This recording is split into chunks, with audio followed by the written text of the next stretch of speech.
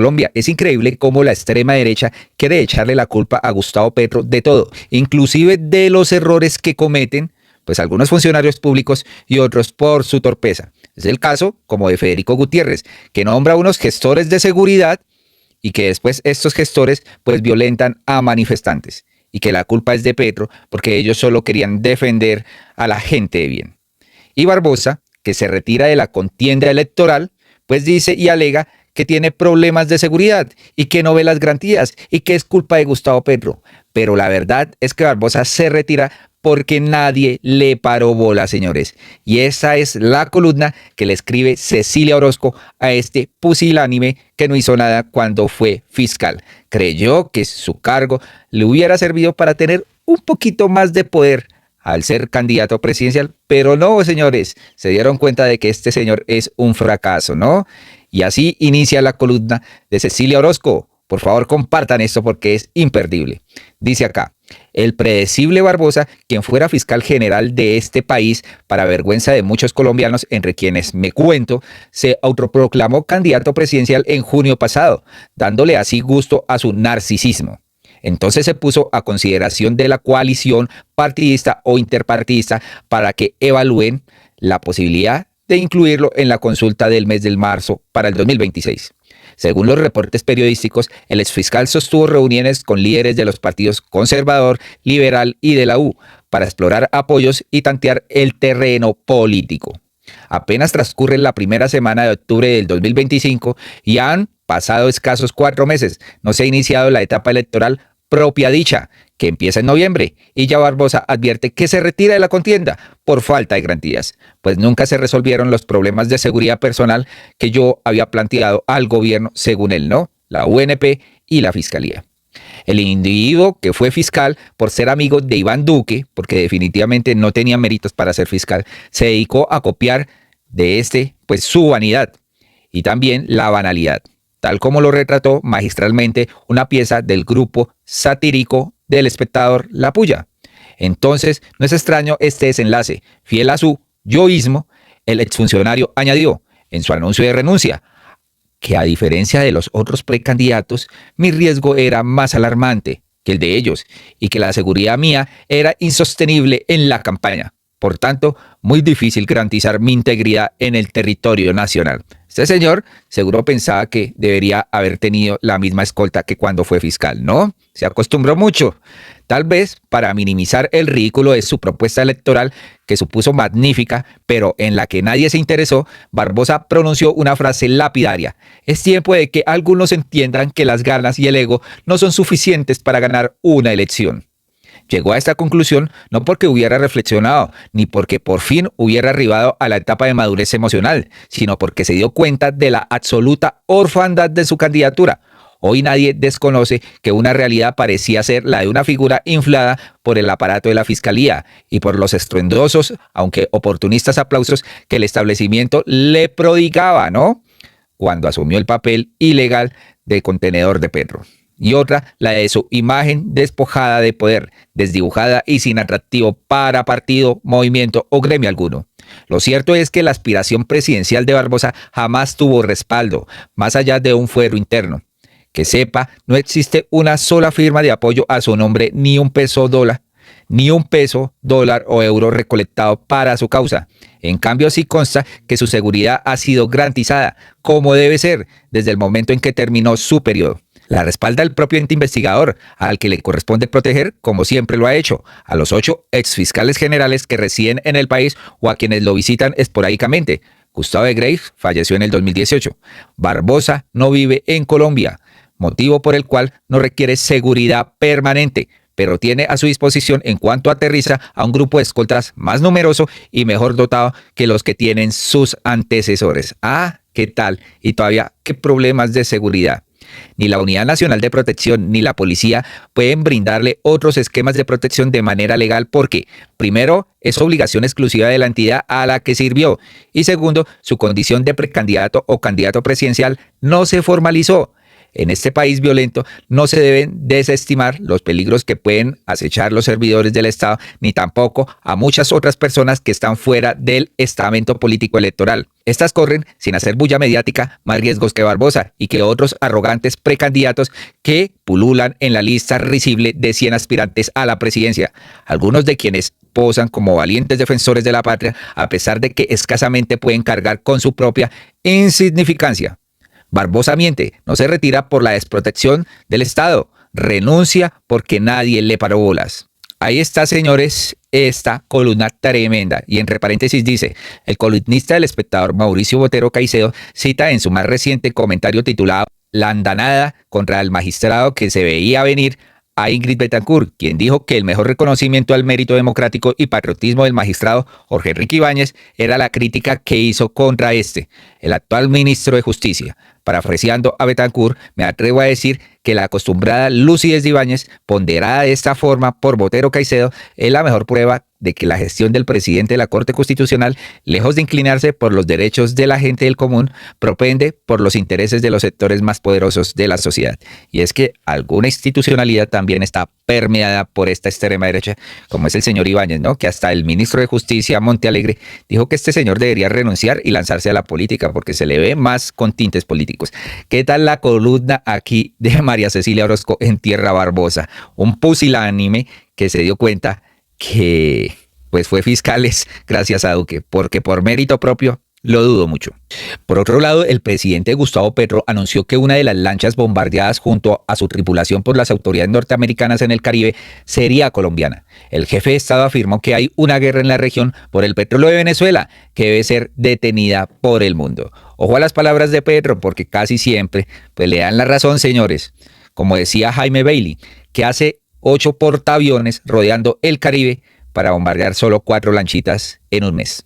¿Ustedes qué piensan de este análisis? Increíble, pero así es la verdad, ¿no? ¿Qué hacen rodeando a Venezuela? ¿Qué quieren? ¿El petróleo?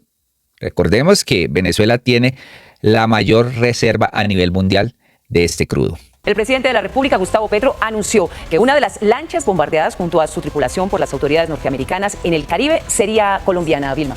Omaira, el jefe de Estado afirmó que hay una guerra en la región por el petróleo de Venezuela que debe ser detenida por el mundo. Ahora me encuentro en una reunión con los gobiernos europeos y diré lo mismo. Se ha abierto un nuevo escenario de guerra, el Caribe. Indicios muestran que la última lancha bombardeada era colombiana con ciudadanos colombianos en su interior. Espero que aparezcan sus familias y denuncien. No hay una guerra contra el contrabando, ahí es una guerra por el petróleo y debe ser detenida por el mundo. La agresión es contra toda América Latina y el Caribe. Este fue el pronunciamiento del presidente de la República, Gustavo Petro Urrego, a su llegada a territorio europeo en Bélgica, al enterarse de un nuevo bombardeo contra una embarcación en el Caribe. El señor presidente se refirió también a un trino del congresista demócrata Adam Schiff en relación con el bombardeo ocurrido en estas horas más recientes. Mañana, yo, junto con el senador Tim Kaine, forzaremos una votación para bloquear el uso de nuestras Fuerzas Armadas por parte del presidente Trump para llevar a cabo ataques contra buques en el Mar Caribe. El Congreso no ha autorizado estos ataques, son ilegales y podrían arrastrar a Estados Unidos a otra guerra. El senador Adam Schiff está en lo correcto. Por lo menos, esta es la tercera o cuarta embarcación que es bombardeada en el Caribe por la flota de armas que tiene el gobierno de los Estados Unidos con el pretexto de evitar el narcotráfico hacia su país y procedente presuntamente desde Venezuela. El primer mandatario cumple una agenda en Bélgica en donde se ha reunido, entre otros mandatarios, con la presidenta de la Unión Europea. Entonces después, aquí un pronunciamiento de Estados Unidos. La Casa Blanca le pide al presidente Gustavo Petro que se retracte públicamente de su afirmación infundada e irreprochable, según la cual en un reciente bombardeo del Mar Caribe habría sido impactada una lancha colombiana con colombianos a bordo.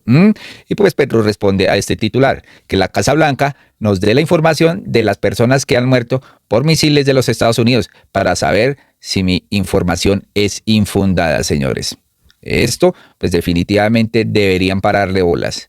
¿Qué están bombardeando Estados Unidos? ¿Realmente persiguen el narcotráfico o quieren el petróleo? En las últimas horas se conoció que Trump pues está mediando para la paz en Gaza con Israel.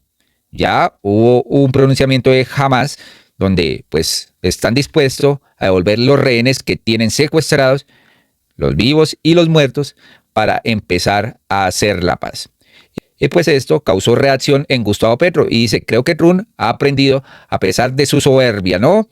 Pues vamos a ver qué dijo el presidente Petro. Diplomática de América Latina que nunca votó en contra de un cese al fuego, las presiones de África que nunca votó en contra de un cese al fuego, más las posiciones asiáticas harían que los países, la mitad de los países de la OTAN más Estados Unidos iban a quedar aislados apoyando a Israel.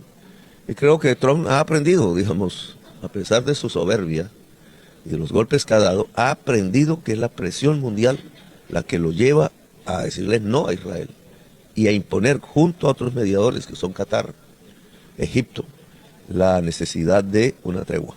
La tregua, ojalá, siga por el intercambio de rehenes, miles del lado de Israel, palestinos, decenas del lado de Palestina en manos de Hamas, y siga hacia, y ese será un objetivo de la humanidad, hacia lograr que dos estados se respeten en la misma región, el Estado de Israel y el Estado palestino, que es el objetivo y el trato que se hizo hace décadas entre figuras muy insignes del pueblo israelí y del pueblo palestino. Ahora he pedido, ya hace unos días, que Qatar continúe en la mediación y se acerque a nosotros, ya es el mediador de las negociaciones jurídicas con el Plan del Golfo, que es el principal grupo que exporta cocaína a través del Mar Caribe.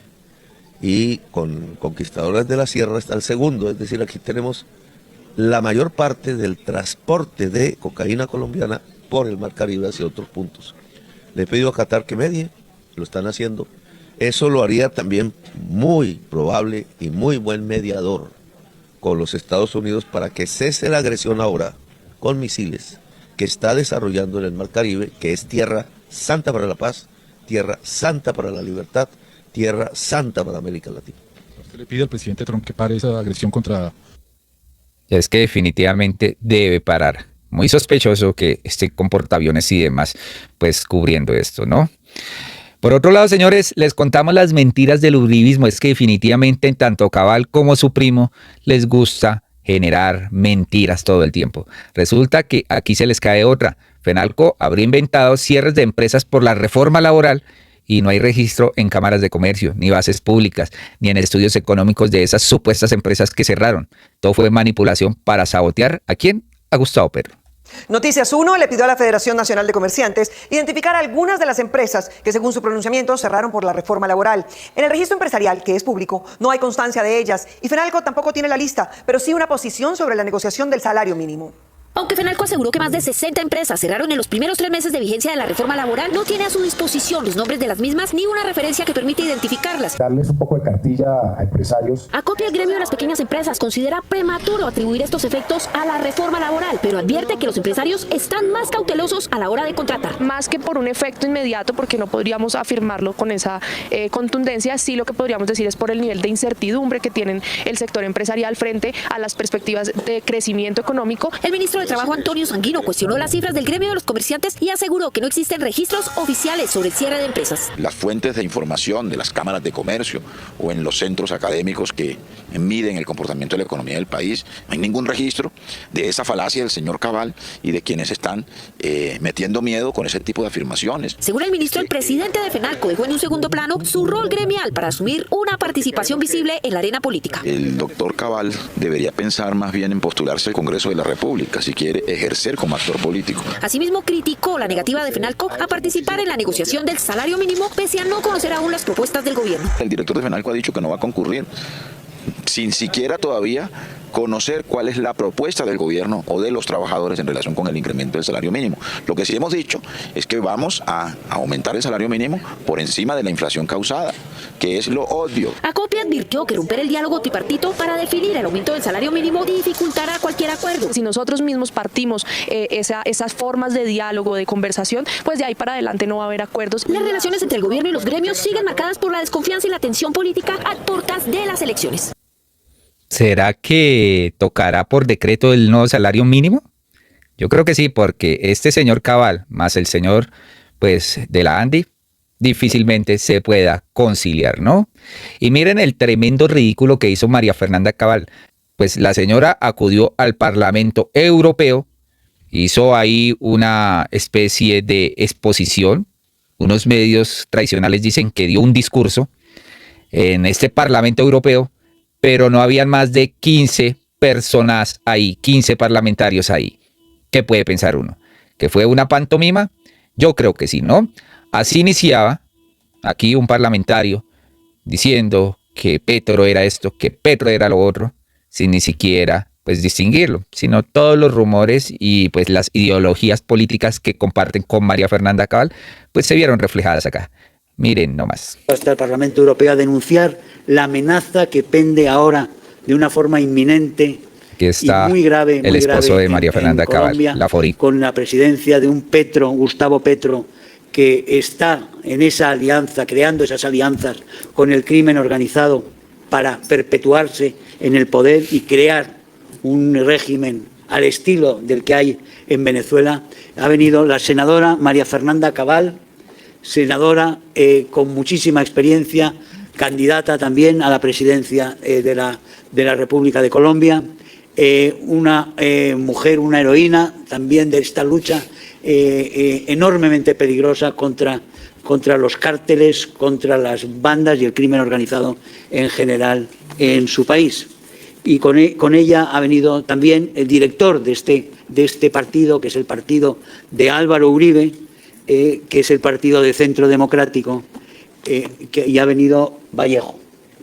Muchas gracias por estar aquí. Es el director del partido del Centro Democrático, que nos puede hablar del esfuerzo de este partido y del que fue su mítico presidente Álvaro Uribe, por combatir esta lacra de la izquierda narcocomunista, o narcosocialista, como se quiera decir, que es una amenaza para todo el continente y que sobre todo en este momento es una amenaza terrible para Colombia. En Colombia han asesinado a uno de los candidatos más prometedores del partido de María Fernanda, y que es Miguel Uribe, que fue asesinado hace 6 semanas, y hemos tenido otros atentados contra otros candidatos, algún joven candidato en una villa que fue también asesinado. La amenaza del control territorial de los narcotraficantes es tremendo, y el control político de lo que son los narcotraficantes, que al final gobiernan, porque en este momento están gobernando. Y eso es un hecho que debemos ver con toda la gravedad que eso supone. La semana que viene se va a reunir en Santa Marta la CELAC, que es un invento de Chávez para intentar destruir la OEA. Se va a reunir la Unión Europea, la Comisión Europea va a hacer una cumbre con la CELAC. El presidente de la CELAC en este momento es Gustavo Petro. Les duele. Gustavo Petro es un presidente de Colombia que ha ido, el otro día fue a Times Square en Nueva York durante la Asamblea de las Naciones Unidas, y con un megáfono pidió al ejército de Estados Unidos que interviniera y diera un golpe contra Donald Trump, contra el presidente Trump. Esto no lo dijo, pidió que no hicieran ni siguieran órdenes de seguir atentando contra Palestina. Muy diferente. ¿Sí ven cómo tergiversan todo? El presidente Gustavo Petro es un personaje inmensamente peligroso por muchas cuestiones que van a explicar con mucho mejor detalle nuestros invitados. Pero desde luego es un ser totalitario que viene de una carrera de terrorismo, de miembro de un grupo terrorista que era el M-19, que quemaron el Palacio de Justicia, de Bogotá, que mataron a 100 personas allí con el Tribunal Supremo. En fin, es una carrera de narcoterrorista que ha llegado a la presidencia gracias precisamente al poder que da esta terrible red, que es la alianza, la simbiosis del crimen organizado con la izquierda iberoamericana. Y sin más, voy a dar paso al director del Foro Madrid, que va a dirigiros unas palabras. Oiga, definitivamente muy irresponsables las palabras pues de este señor, ¿no? Increíble que se presten pues para esto, ¿no? Para seguir el mismo libreto. Aquí así iniciaba su intervención María Fernanda Cabal. Lo mismo de siempre, ¿no? Rajando del gobierno Petro. Respetados miembros del Parlamento Europeo, distinguido amigo y eurodiputado Herman Tertsch, reciban el saludo de millones de colombianos que no quieren perder su patria. Millones que se resisten a ver caer su país bajo el peso del llamado socialismo del siglo XXI. Un comunismo que condena a la sociedad al exilio, a la pobreza y a la muerte. Intervengo ante ustedes en este recinto con gratitud, por abrir sus puertas al debate sobre los desafíos que enfrenta hoy mi nación. No lo hago desde la confrontación, sino desde la responsabilidad de alertar al mundo libre sobre el deterioro institucional que vive Colombia. Es la libertad del principio que nos convoca y hermana. Y como ciudadana, senadora de la República y precandidata presidencial, vengo a denunciar el retroceso democrático, la persecución política y la deriva autoritaria que se cierne sobre mi país. Vengo a denunciar, ¿no? Esta señora, igual que en Estados Unidos, fueron allá pues varios parlamentarios a rajar de su propio país. Colombia atraviesa hoy el momento más crítico de su historia democrática reciente. El gobierno de Gustavo Petro ha emprendido un camino que debilita las instituciones, socava la independencia de los poderes públicos y pone en riesgo la estabilidad política, amenazando la propiedad privada, destruyendo el sistema de salud que defendía el principio de solidaridad y arrebatando el ahorro pensional de los trabajadores. No menciona cómo se robaron la salud, ¿no? No mencionan cómo directivos que nombró Álvaro Uribe Vélez, como el señor Cardona, pues se robaron la salud, ocultaron muchas facturas y pues debilitaron el sistema. Su gestión ha introducido la idea peligrosa de que la ley es un instrumento al servicio del poder y no un límite a su ambición. Bueno, ustedes ya conocen todas las mentiras que puede decir Cabal en un solo discurso, ¿no? Aquí están las fotografías, supuestamente hicieron parecer que había mucha gente y demás mirándolos, pero se van a dar cuenta cómo esta señora pues hace el ridículo frente a este señor Herman Tasch, pero definitivamente quieren venderle una idea equivocada de Colombia al mundo, ¿no? Y cuando ustedes ven esta fotografía sobre a cuántas personas se estaba dirigiendo Cabal, pues causa mucha, pero mucha tristeza, ¿no? Miren, aquí ustedes pueden ver que no había nadie escuchando a María Fernanda Cabal y simulando que sí, que la estaba escuchando cualquier cantidad de gente. ¿Ah? ¿Cómo la vieron, señores? Increíble esto, ¿no? Pues Petro sí se lo dijo con todo, señores. Mientras una senadora de camisa negra colombiana habló a un grupillo de otros que usan camisas negras, esta es mi intervención en el Global Forum, ¿no? Buscando salidas y alianzas a la intervención europea en energías limpias y fibra óptica con América Latina. Y claro, pues le dolió a María Fernanda Cabal, que dijo: no me rotule, Petro, entre los dos, el único que perteneció a un grupo terrorista cometió delitos y fue a prisión fue usted, mientras pasea por el mundo hablando en foros. Colombia se le cae a pedazos, crece la inseguridad, el narcotráfico y el desempleo. Yo no me disfrazo, yo hablo con los colombianos de frente y con la verdad. Con la verdad, señores. Ustedes se pudieron dar cuenta acá cuánta mentira. Pues esta señora habla de Colombia con este parlamentario europeo para desdibujar la historia de lucha del presidente de la República. Ahí la tienen, en ridículo, señores. Colombia, hasta acá este video. Muy amables y hasta pronto.